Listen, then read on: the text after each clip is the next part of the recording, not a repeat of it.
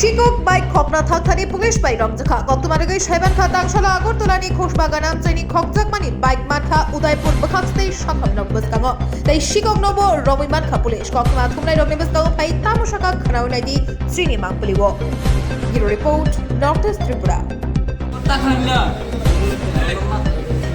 আমরা ত্রিপুরা সুন্দরী আমরা মোবাইল পার্টি যখন এখানে মুভমেন্ট ছিল তখন একজন আমরা এলাকার কুখ্যাত চোর রাজীব দাস নামে একজন ব্যক্তি একটা বাইক নিয়ে যাইতে আসলো তখন আমরা বাইক গাড়ি মোবাইল যে আসলো তারা দেখে দুদিন ধরে আমরা ওনাকে খুঁজতে আসলাম।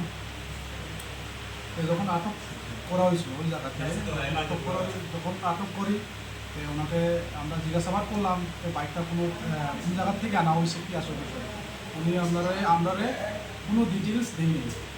এরপরে আমরা মেশিন দ্বারা আমরা চেক করি আমরা জানতে পাই এই বাইক নাকি একজন রূপক সাহার নামে আগরতলা বাড়ি নামে এই বাইকটা রেজিস্টার ছিল। বাইকের নাম্বারটা TR01L 8536 সুপার স্প্লেন্ডার। আমরা যখন খবর নেই আগরতলা ওয়েস্ট পিএস থেকে আমরা যখন খবর নেই আমরা জানতে পাই যে এই বাইকটা নাকি আজকে 11টা 11:30টার দিকে ওনার বাড়ির সামনে থেকে চুরি করে নিয়ে গেছে। এরপরে আমরা রাজীব দাসকে অ্যারেস্ট করে ওনাকে নিয়ে আসি। স্যার রাজীব দাসের বিরুদ্ধে পূর্বে তো স্যার আর কি থানায় বহু বাইক চুরিকাণ্ডের মামলা রয়েছে। হ্যাঁ, মামলা রয়েছে, এখনও ইনভেস্টিগেশন প্রগ্রেসও আছে আর আগেও অনেকে কেসে জড়িত রয়েছে ইনভলভ ছিল।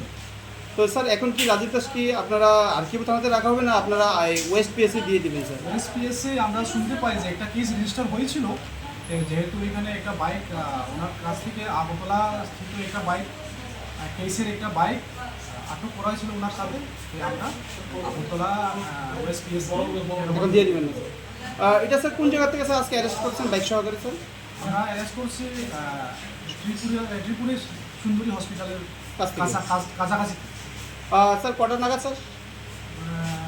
অনুমানিক 11টা 11:30।